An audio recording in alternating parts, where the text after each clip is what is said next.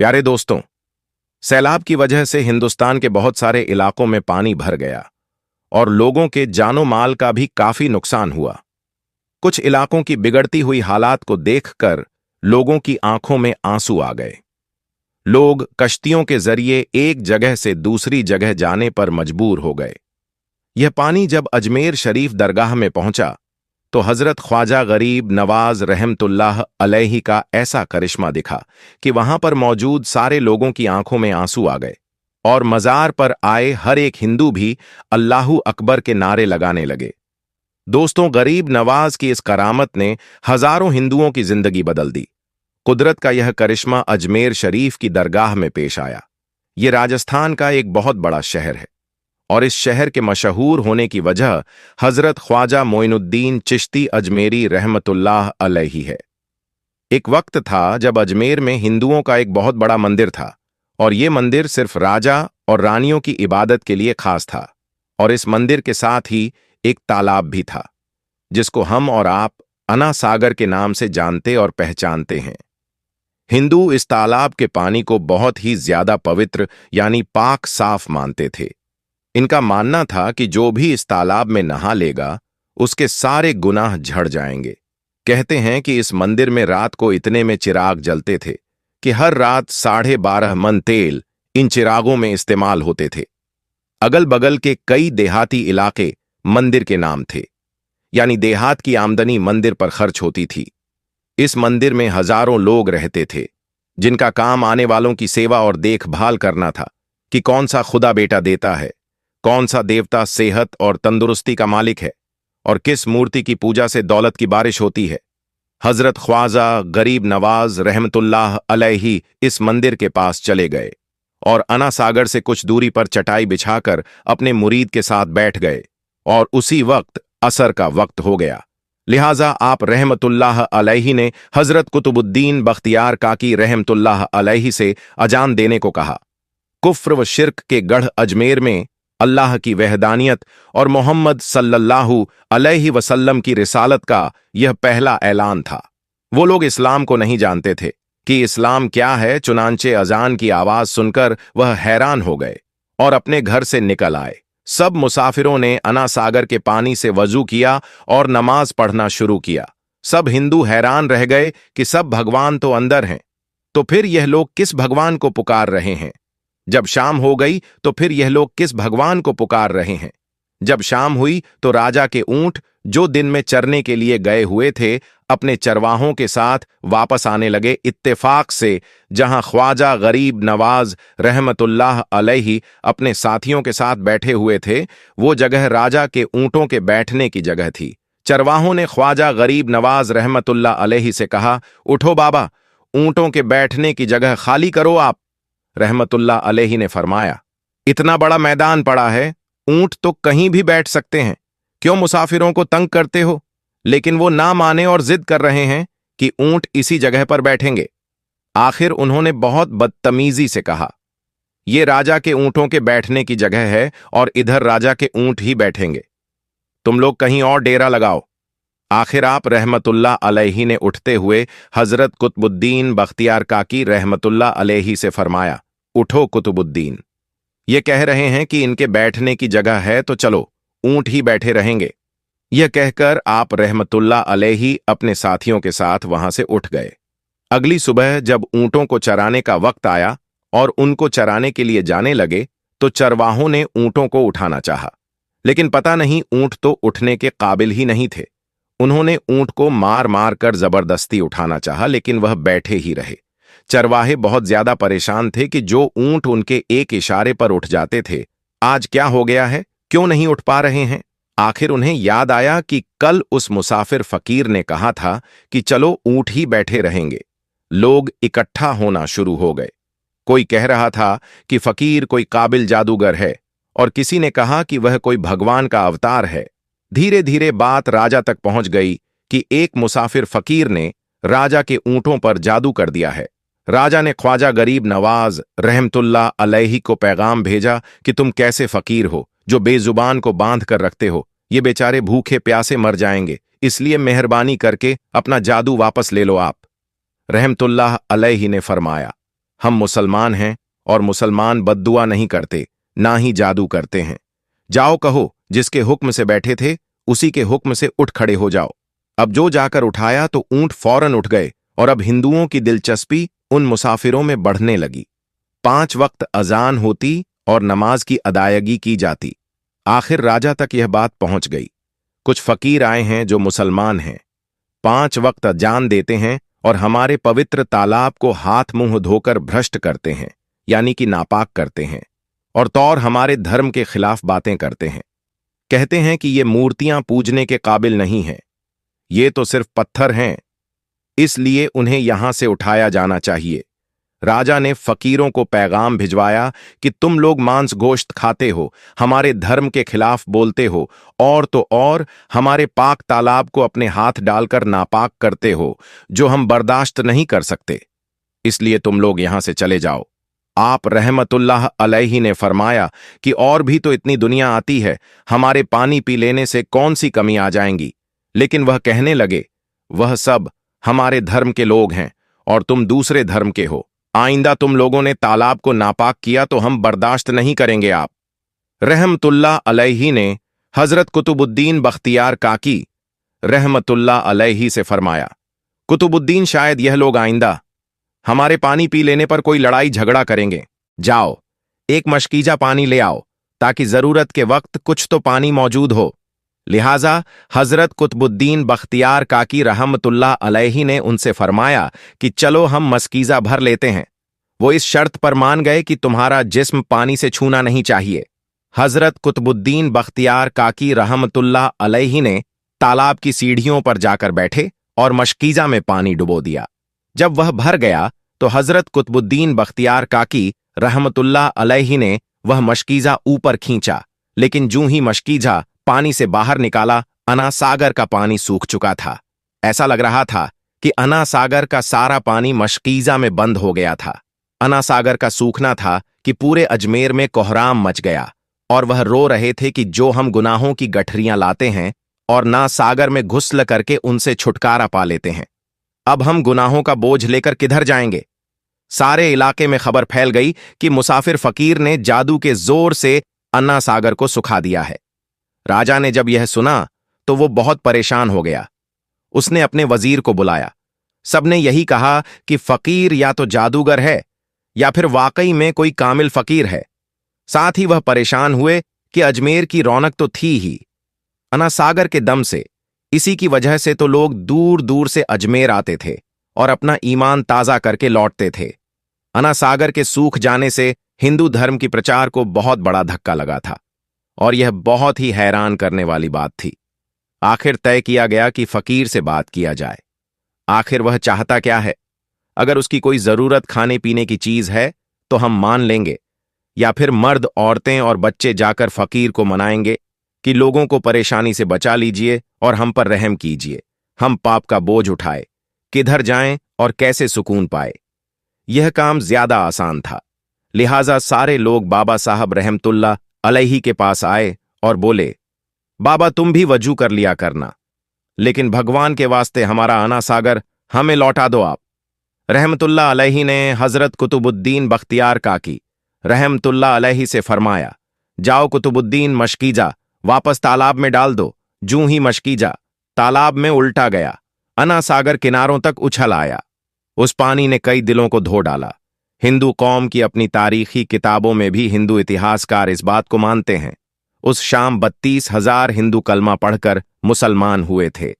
इन हिंदुओं के मुसलमान हो जाने से हिंदू पंडितों और आम हिंदुओं में भी गम और गुस्सा का तूफान उठ खड़ा हुआ था और वह सोच में पड़ गए थे कि फकीर अगर कुछ दिन और इधर रुक गया तो देवी देवताओं का तो नाम लेने वाला भी कोई नहीं होगा।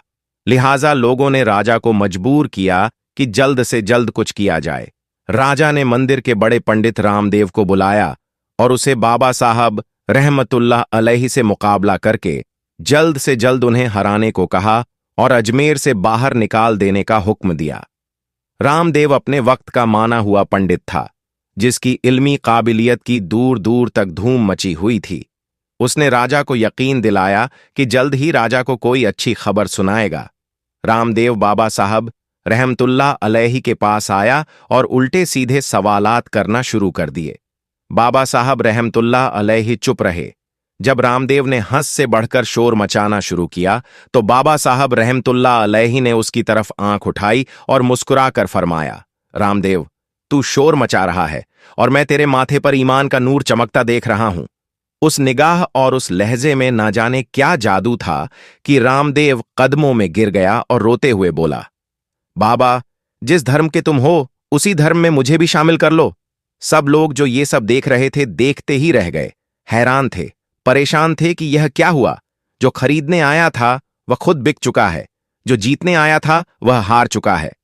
पंडित रामदेव खुद ख्वाजा गरीब नवाज रहमतुल्लाह अलैहि के हाथों पर मुसलमान हो चुका था। सुभान अल्लाह। दोस्तों, यह अल्लाह वालों की शान होती है। जब वो अल्लाह के हो जाते हैं तो सारी दुनिया उनकी हो जाती है। दोस्तों, हिंदुस्तान में सैलाब की वजह से कई घर, कई मकाना पानी में बह चुके हैं, डूब चुके हैं। इस वीडियो में आप देख सकते हैं, पानी जब अजमेर शरीफ में दाखिल हो चुका है, जैसे ही पानी अजमेर शरीफ के बाजारों में पहुंचा तो ख्वाजा गरीब नवाज की ऐसी करामत देखी गई कि पानी पीछे की तरफ जाने लगा। यह ख्वाजा गरीब नवाज रहमतुल्लाह अलैहि की बड़ी करामत है, जिसने देखने वालों का ईमान ताजा कर दिया। अल्लाह के वलियों की बेशुमार करामत है, जिन्होंने लोगों की जिंदगियों को बदल दिया था। आज के इस वीडियो में हम आपको बताने वाले हैं कि जब पानी का सैलाब अजमेर शरीफ में पहुंचा और जब उस सैलाब में एक बच्चा डूबने लगा तो उस वक्त हजरत ख्वाजा गरीब नवाज का ऐसा क्या करिश्मा दिखा कि लोगों की आंखों में आंसू आ गए और वहीं पर हजारों लोगों ने इस्लाम कबूल कर लिया। यह जानकर यकीनन आप भी हैरान रह जाओगे, इसलिए आज का ये वीडियो बहुत ही ज्यादा खास है। आप इसको आखिर तक जरूर देखें। और सबसे पहले, अगर आपको हजरत ख्वाजा गरीब नवाज से सच्ची मोहब्बत है तो आप इस वीडियो को दिल से एक लाइक जरूर कर दें और इसे शेयर भी कर दें ताकि यह वीडियो और भी लोगों के पास में पहुंच जाए। तो चलिए दोस्तों, शुरू करते हैं। दोस्तों, सबसे पहले तो हम आपको बता दें कि हजरत ख्वाजा गरीब नवाज को काबा शरीफ की हाजिरी के मौके पर अल्लाह के प्यारे नबी हजरत मोहम्मद सल्लल्लाहु अलैहि वसल्लम की तरफ से यह बशारत मिली थी। आप सल्लल्लाहु अलैहि वसल्लम ने फरमाया था, ए मोइनुद्दीन, तू हमारे दीन का मोइन है, मैं तुझे हिंदुस्तान की विलायत अता करता हूं। जा अजमेर शरीफ जा, वहां पर तेरी वजह से बेदीनी दूर होगी। अल्लाह के प्यारे नबी का हुक्म पाकर फिर हजरत ख्वाजा गरीब नवाज अजमेर शरीफ की ओर रवाना हो गए और इस तरह से फिर आप अजमेर शरीफ में तशरीफ ले आए। दोस्तों, यह उस वक्त की बात है जब अजमेर शरीफ में पृथ्वीराज चौहान का राज था। उस वक्त अजमेर में एक बहुत बड़ा और आलीशान मंदिर हुआ करता था। वह मंदिर सिर्फ राजा महाराजाओं और रानियों की पूजा पाठ के लिए ही खास बना हुआ था। उस मंदिर के पास में एक तालाब था जिसका नाम अना सागर था। हिंदू लोग उसके पानी को बहुत ही ज्यादा शुभ और पवित्र मानते थे। उनका यह मानना था कि जो भी कोई इस तालाब के पानी में एक बार नहा लेता है तो उसके पिछले सारे पाप यानी कि सारे गुनाह मिट जाते हैं। अना सागर के पास में जो मंदिर था वह इतना ज्यादा बड़ा था कि उसमें हर रोज लाखों चिराग एक साथ जलाए जाते थे। उस मंदिर में हजारों नौकर थे जिनका काम मंदिर में आने वाले लोगों की रहनुमाई करना था, यानी कि वह लोगों को बताया करते थे कि कौन सा देवता बेटा अता करता है और कौन से देवता को पूजने से धन दौलत प्राप्त होती है और कौन सा देवता सेहत और तंदुरुस्ती अता करता है। इसी दौरान एक दिन हजरत ख्वाजा गरीब नवाज रहमतुल्लाह अलैहि अजमेर शरीफ में तशरीफ ले आए और यहां पर आकर अन्ना सागर से कुछ फासले पर एक चटाई बिछाकर अपने कुछ मुरीद के साथ में बैठ गए।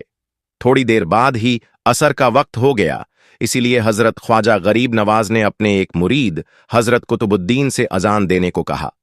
कुफ्र और शिर्क से भरे अजमेर में अल्लाह के एक होने का यह पहला ऐलान था। इससे पहले यहां पर रहने वाले लोग इस्लाम से पूरे तौर पर ला इल्म थे, इसलिए वह सब अजान की आवाज को सुनकर हैरान रह गए और अपने अपने घरों से निकलकर वह सब उन मुसाफिरों को देखने लगे और इस तरह से अना सागर के करीब बहुत सारे लोगों की भीड़ जमा हो गई। इसके बाद उन मुसाफिरों ने अना सागर के पानी से वजू किया और वहीं पर नमाज पढ़ना शुरू कर दी। यह देखकर वह सब लोग हैरान रह गए। और सोचने लगे कि सब भगवान तो मंदिर के अंदर है, फिर यह लोग यहां पर खुले मैदान में खड़े होकर कौन से भगवान के सामने झुक रहे हैं। खैर, फिर वह शिकायत लेकर राजा के पास में पहुंचे और जाकर कहने लगे, राजा साहब, जिस फकीर का काफिला यहां पर आया है वह सब मुसलमान है। वह 5 वक्त अजान देते हैं और फिर हमारे पवित्र तालाब में हाथ मुंह धोकर उसे गंदा करते हैं। यह सुनकर फिर राजा ने ख्वाजा गरीब नवाज को पैगाम भिजवाया कि तुम लोग गोश्त खाते हो और हमारे पवित्र तालाब अन्ना सागर को हाथ मुंह धोकर गंदा करते हो। इस बात को हम बर्दाश्त नहीं करेंगे, इसलिए अब तुम्हारे लिए यही बेहतर होगा कि तुम लोग यहां से वापस चले जाओ। राजा की ये बात सुनकर हजरत ख्वाजा गरीब नवाज ने अपने मुरीद को हुक्म दिया कि वह जाएं और जाकर अन्ना सागर से एक कांसा भर लाए। इसके बाद आपका वह मुरीद अन्ना सागर तालाब पर गया और वह कांसा भरने लगा। अब यहां पर आप ख्वाजा गरीब नवाज की करामत देखिए। जैसे ही आपके मुरीद ने वह पानी का कांसा भरा तो अन्ना सागर का सारा पानी खुश्क हो गया और अन्ना सागर की तह में मिट्टी उड़ने लगी। यह देखकर फिर पूरे अजमेर शरीफ में कोहराम मच गया। लोग कहने लगे कि इस पवित्र तालाब में नहाकर अपने पाप धोते थे, अब हम अपने पाप को कैसे धोएंगे। इसके बाद औरतें, बच्चे, बूढ़े सब के सब ख्वाजा गरीब नवाज की बारगाह में पहुंचे और गिड़गिड़ा लगे और कहने लगे, बाबा, हमें इस परेशानी से निजात दिलाएं। अगर हमसे कोई गलती हो गई हो तो आप हमें माफ कर दें। अब से आप तालाब में वजू भी कर लिया करें, लेकिन भगवान के वास्ते आप हमारे अन्ना सागर को हमें वापस लौटा दें। यह सुनकर फिर हजरत ख्वाजा ने अपने मुरीद को हुक्म दिया कि वह जाए और जाकर वह पानी का कांसा तालाब में वापस डाल आए।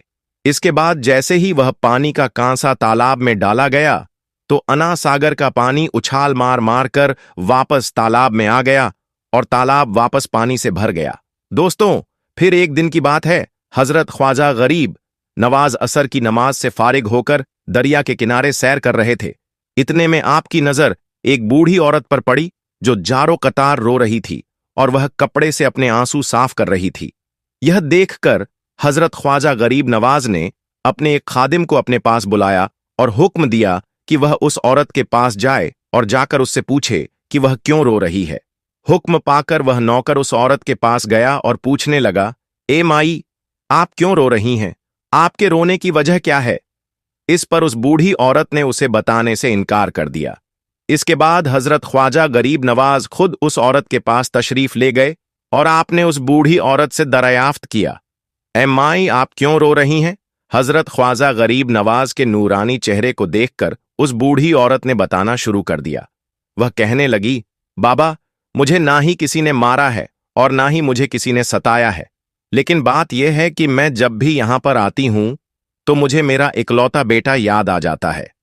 उसके बाद उस बूढ़ी औरत ने बताया कि मैं जवानी में ही बेवा हो गई थी और मेरा इकलौता बेटा बचपन में ही यतीम हो गया था, लेकिन मैंने अपने बेटे को बड़े ही लाड प्यार से पाला था। मैंने सोचा था कि मैं इसकी शादी करके बहू लाऊंगी और यह मेरे बुढ़ापे का सहारा बनेगा।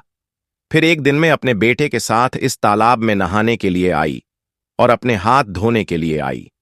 मेरा बेटा नहा रहा था कि तभी दरिया में एक जोरदार सैलाब आया और देखते ही देखते मेरी आंखों के सामने ही मेरा इकलौता बेटा पानी में डूब गया और फिर उसका कहीं पर भी कोई पता नहीं चल सका।